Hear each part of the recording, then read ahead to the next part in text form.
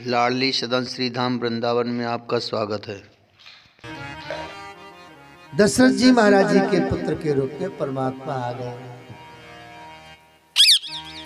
राजा राम राम राम, राजा राम राम राम, राजा राम राम राम, राजा राम राम राम, राजा राम राम राम, राजा राम राम राम, राजा राम राम राम, राजा राम राम राम, सीता राम राम राम, सीता राम राम राम, सीता राम राम राम, सीता राम राम राम, सीता राम राम राम, सीता राम राम राम, सीता राम राम राम, सीता राम राम राम, राजा राम राम राम, राजा राम राम राम, राजा राम राम राम, राजा राम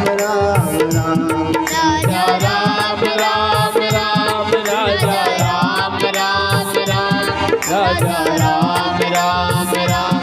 राजा राम राम राम, सीता राम राम राम, सीता राम राम राम, सीता राम राम राम, सीता राम राम राम, राजा राम राम राम, राजा राम राम राम, राजा राम राम राम, राजा राम राम राम, प्यारे राम राम राम, प्यारे राम राम राम, प्यारे राम राम राम, प्यारे राम राम राम, मेरे राम राम राम, मेरे राम राम राम, मेरे राम राम राम, मेरे राम राम राम, सीता राम राम राम, सीता राम राम राम, सीता राम राम राम, सीता राम राम राम, राजा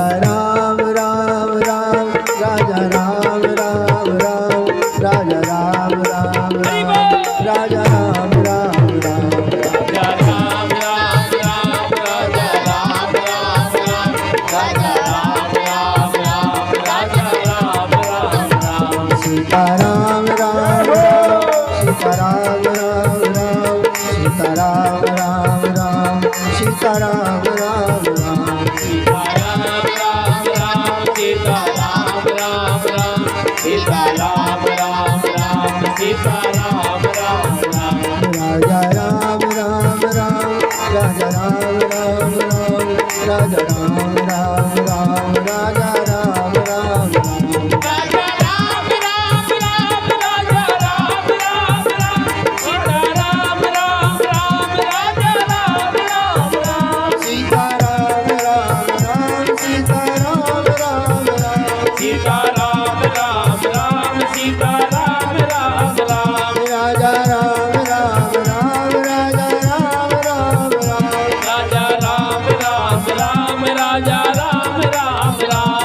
सीता राम राम राम, सीता राम राम राम, सीता राम राम राम, सीता राम राम राम, सीता राम राम राम, सीता राम राम राम, सीता राम राम राम, सीता राम राम राम, राजा राम राम राम, राजा राम राम राम, राजा राम राम राम, राजा राम राम राम, राजा राम राम राम, राजा राम राम राम, राजा राम राम राम, राजा राम राम राम, प्यारे राम राम राम, प्यारे राम राम राम, प्यारे राम राम राम, प्यारे राम राम राम, भोले राम राम राम, भोले राम राम राम, भोले राम राम राम, भोले राम राम राम, सीता राम राम राम, सीता राम राम राम, ओ सीता राम राम राम, सीता राम राम राम, राजा राम राम राम, राजा राम राम राम, ओ राजा राम राम राम, राजा राम राम राम,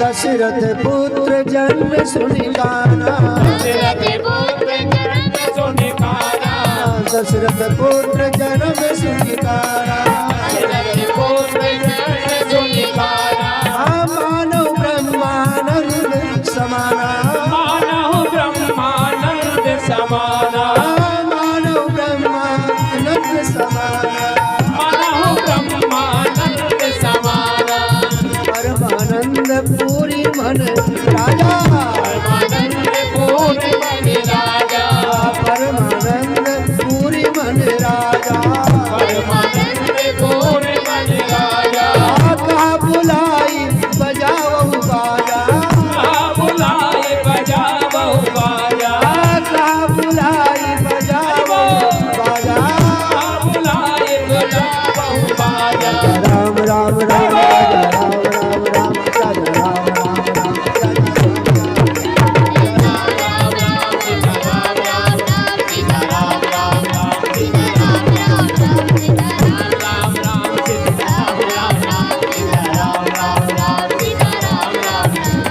श्री सियावर रामचंद्र की जय। श्री रामचरितमानस को भी श्री वेद व्यास जी महाराज जी ने श्री भागवत जी के 9वें स्कंद में 2 अध्याय में वर्णन किया है। राम कथा को भी भाव से हम आप सभी जानते हैं, सुनते हैं। रामचरितमानस तो अलौकिक है। राम जी का नाम लेते ही रामचरितमानस प्रकट हो जाता है। लेकिन अब क्या करें, समय का ऐसा बंधन है। तो श्री राम जी का जो चरित्र है मर्यादा चरित्र है, मर्यादा पुरुषोत्तम का चरित्र है। जब तक हम मर्यादित नहीं होंगे, मर्यादा में स्थापित नहीं होंगे, तब तक श्री कृष्ण के चरित्र को हम समझ नहीं पाएंगे। राम जी मर्यादा पुरुषोत्तम है, श्री कृष्ण लीला पुरुषोत्तम है। राम जी मर्यादा में रहते हैं और कृष्ण श्याम सुंदर साम दाम दंड भेद। जैसे में आप लाइन में आएंगे वैसे लाइन में लाना जाते हैं। राम जी का नाम देखो कितना सीधा है, राम राम राम राम राम राम, बराबर जपते रहिए, कभी थकेंगे नहीं। कृष्ण कृष्ण जपिए, कृष्ण कृष्ण कृष्ण कृष्ण कृष्ण कृष्ण, बड़ा कठिन है जपना भैया। और राम जी को कभी आप टेढ़े नहीं खड़ा हुआ देखेंगे। राम जी साइलेंट, बिल्कुल सीधे रहते हैं। राम जी की चाल सीधी, राम जी का निगाह सीधी, कभी तिरछा नहीं देखते हैं। राम जी बड़े मर्यादित हैं। राम जी बोलते हैं बड़े मर्यादित बोलते हैं। राम जी की प्रत्येक लीला, प्रत्येक चरित्र मर्यादित है।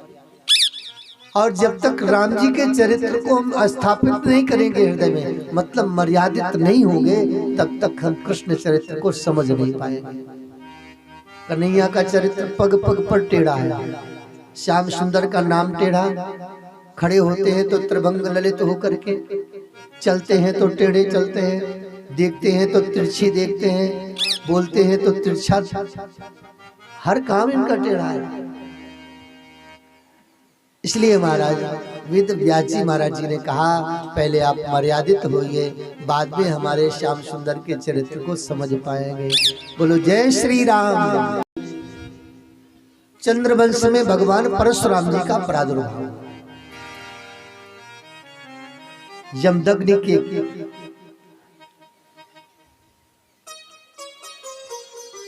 रेणुका नाम की पत्नी के गर्भ से, परशुराम जी की मां का नाम क्या था? रेणुका। परशुराम जी बहुत शक्ति संपन्न थे, साक्षात नारायणी थी। इनका नाम राम था। भागवत जी में कहीं परशुराम नाम नहीं आया, राम राम कहा गया है। ये पढ़ने के लिए काशी गए और वहां से फरसा लेके आ गए। अखाड़े में तो भैया शस्त्र चलाना भी सिखाते हैं। फरसा लेके आए तो इनके पिताजी ने इनका नाम परशुराम रख दिया, तभी से सब लोग परशुराम कहने लगे। बहुत क्रोधी स्वभाव के ब्राह्मण थे। हाँ, है वंश के क्षत्रियों को 21 बार समाप्त कर दिया और ये पृथ्वी ब्राह्मणों को दान कर देते थे। क्षत्रियों को मार करके ब्राह्मणों को दान कर देते थे। अब ब्राह्मण तो बेचारे भजन करने वाले, अनुष्ठान करने वाले, किसी क्षत्रिय राजकुमार को फिर बैठा देते थे और जब फिर वह अनाधिकृत चेष्टा करने लगे तो परशुराम जी का फिर फरसा घूम जाए। 21 बार ऐसा हो जाता। ऐसे पिताजी के बहुत भक्त थे परशुराम, बड़े आज्ञाकारी थे पिता के। एक बार रेणुका में कोई दोष आ गया तो जमदग्नि ने कहा कि पुत्र मां को मार दो, तुरंत फरसा चला दिया और पिता की आज्ञा को तुरंत इन्होंने सहर्ष पालन किया। तो जमदग्नि ऋषि प्रसन्न हो गए, बोले पुत्र वरदान मांगो। बोले बस मेरी माँ जीवित हो जाए, और इनको एक खबर भी ना रहे कि हमने मारा है नहीं। ऐसे थे, अलौकिक ब्राह्मण थे।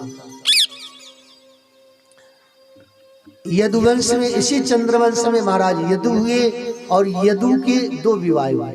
विवाह तो एक ही हुआ, शुक्राचार्य जी की पुत्री देवयानी के साथ में, लेकिन जो बृहस्पति दैत्येंद्र बृहस्पति की जो पुत्री शर्मिष्ठा थी वो दासी के रूप में गई। बड़ी कथा है इसकी, दासी के रूप में गई और महाराज ययाति ने इसको भी अपना पत्नी रूप में ग्रहण कर लिया। तो देवयानी के गर्भ से 2 बालक हुए और शर्मिष्ठा के गर्भ से 3 बालक। ऐसे 5 पुत्र महाराज ययाति के, यदु, अनु, पुरु, कुरु और एक और, ऐसे 5 पुत्र हुए। इनको शुक्राचार्य जी ने श्राप दिया कि तुम वृद्ध हो जाओ, तुमने मेरी पुत्री देवयानी के साथ धोखा किया है। ये वृद्ध हो गए। अंत में देवयानी ने निवेदन किया, पिताजी आपने ये क्या कर दिया, आप अपना श्राप वापस लीजिए।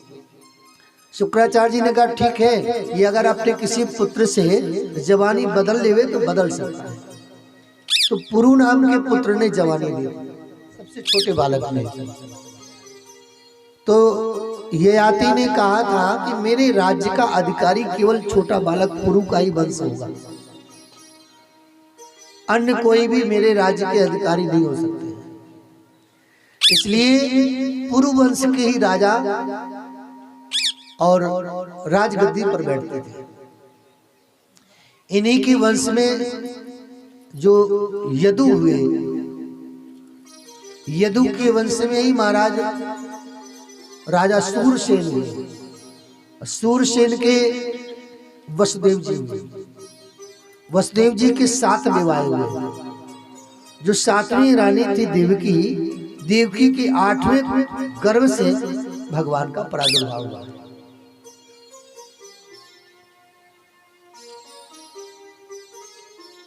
श्री सुखदेव जी महाराज कहते हैं कि हे परीक्षित, इस प्रकार से भगवान ने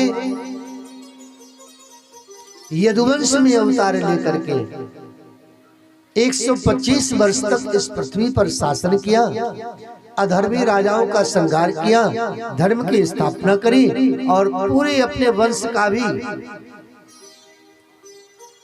ऐसा नहीं कि यदुवंश को छोड़ के चले गए उसे, पहले यदुवंश को अपने नेत्रों के सामने सबको आपस में लड़ा करके समाप्त कर दिया और भगवान 125 वर्ष की अवधि को पूर्ण करके अपने गोलोक धाम को चले गए।